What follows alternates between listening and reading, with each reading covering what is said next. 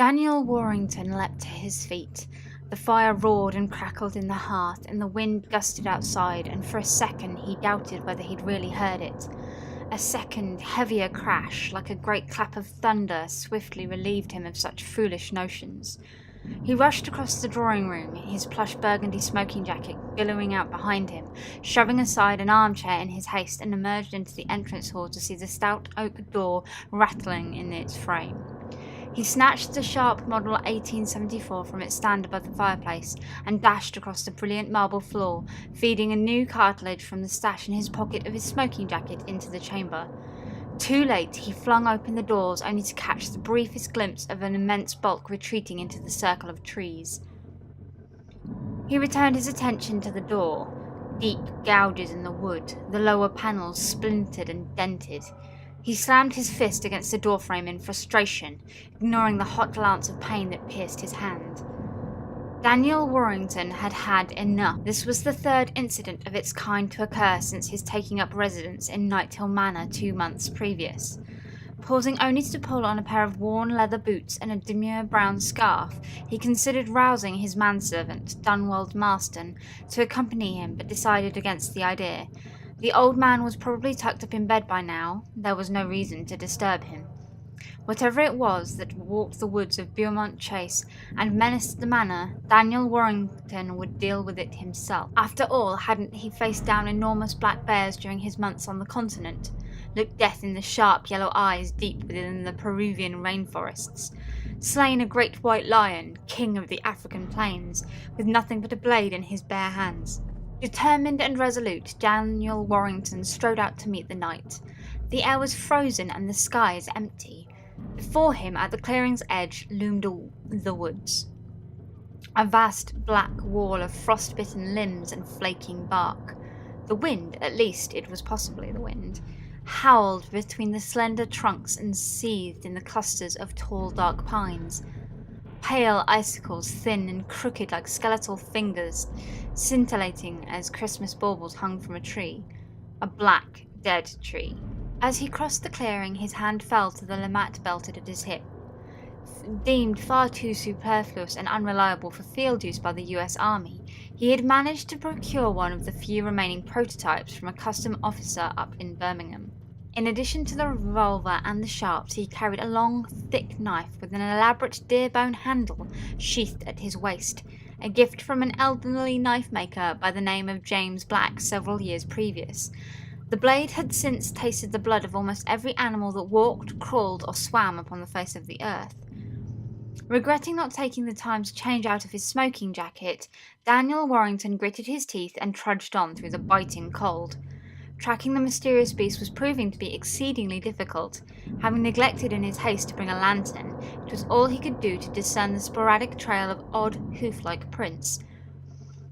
Their distinctive cleft, although somewhat more pronounced, reminded him of the tracks of the curious black and white striped deer that ran freely across the African plains, but with a single difference.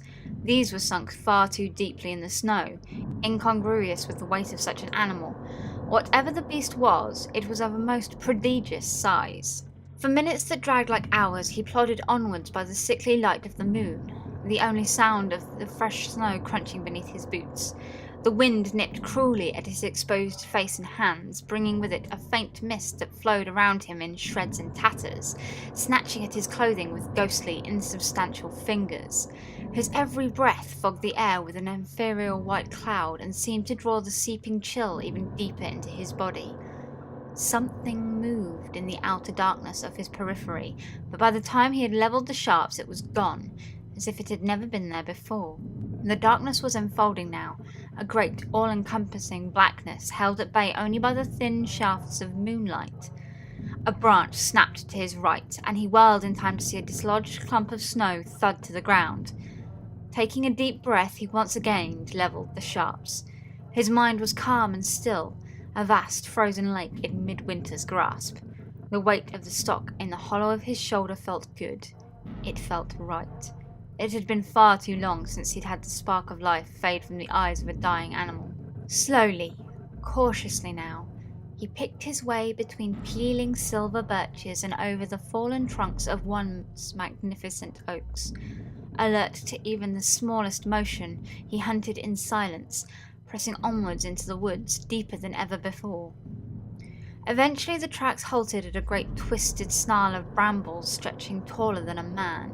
There was no sign of his quarry passing through, and truly the tracks continued in no other direction. Fighting back disquiet at the idea of an animal so large capable of clearing such a barrier with a single leap, Daniel Warrington slung the sharps over his back and unsheathed his knife. He would need to act swiftly now.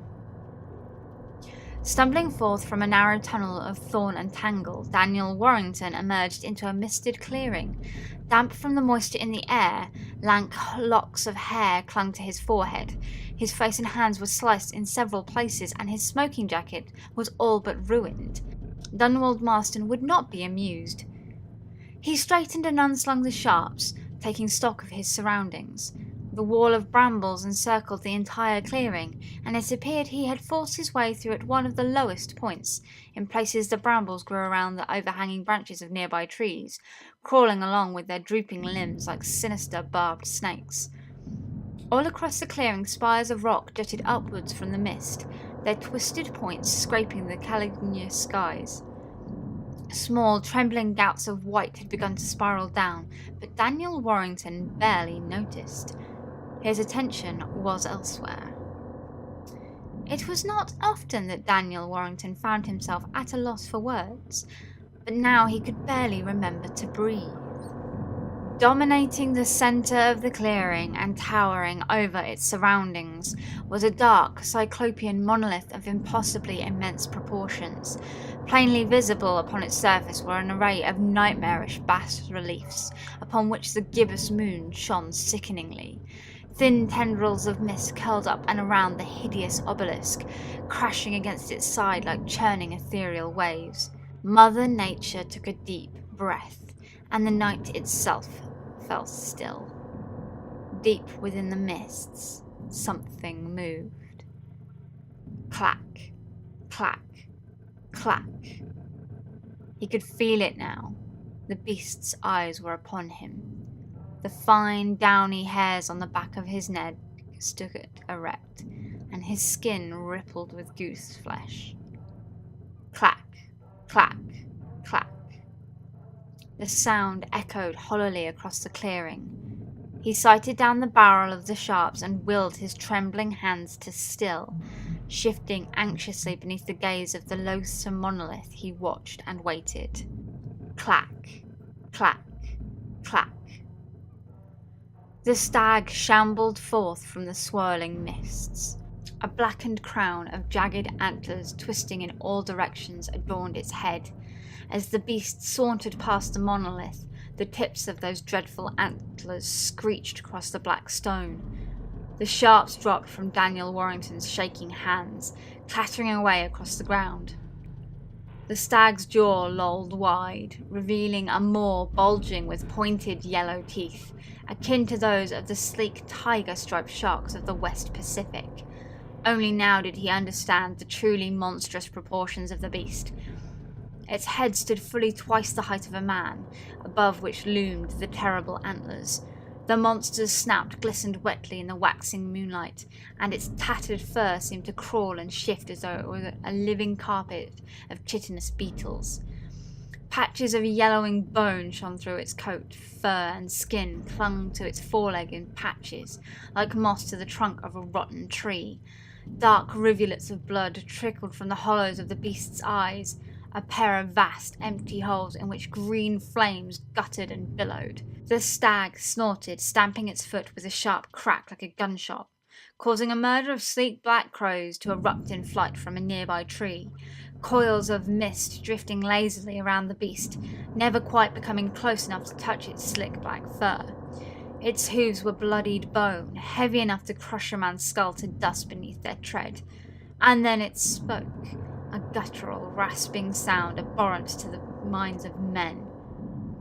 At this, some hidden string, pulled taut in fear, finally snapped, and the Lamac leapt into Daniel Warrington's hand as if it had been there all along.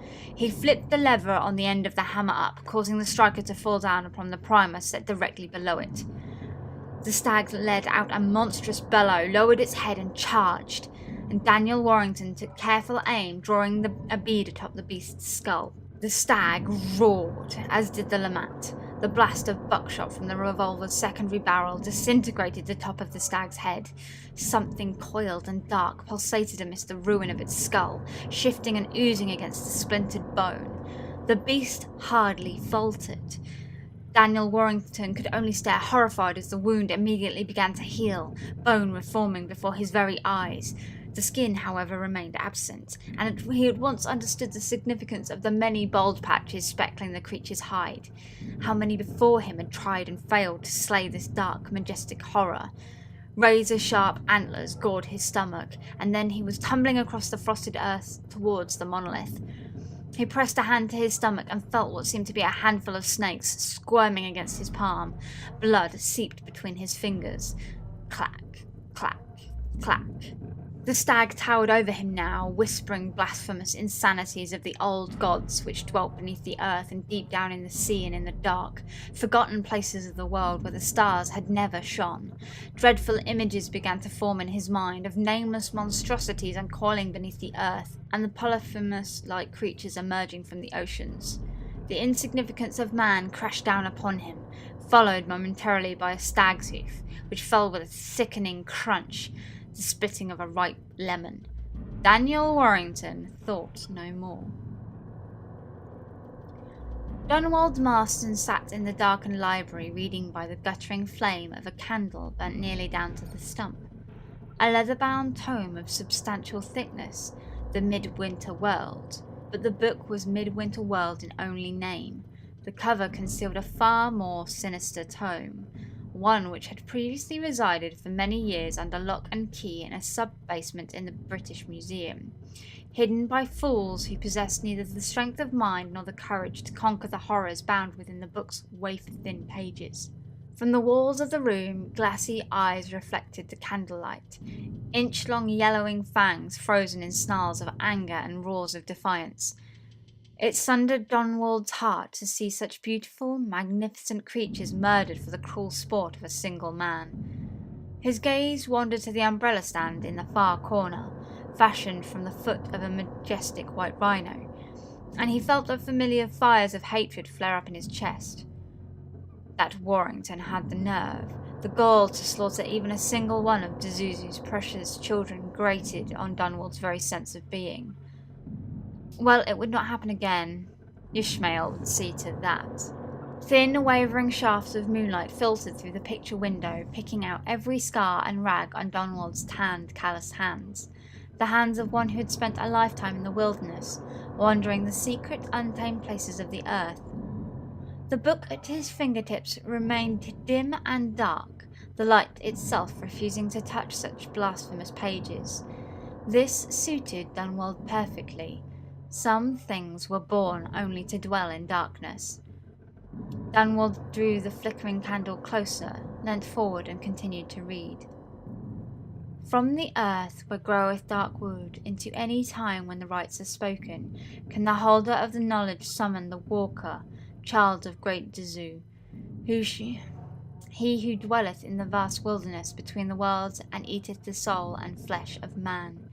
He that roams when the moon wanes yellow and is called Ishmael. Only in supplication to the walker of the worlds between can one escape the wrath of Dezu.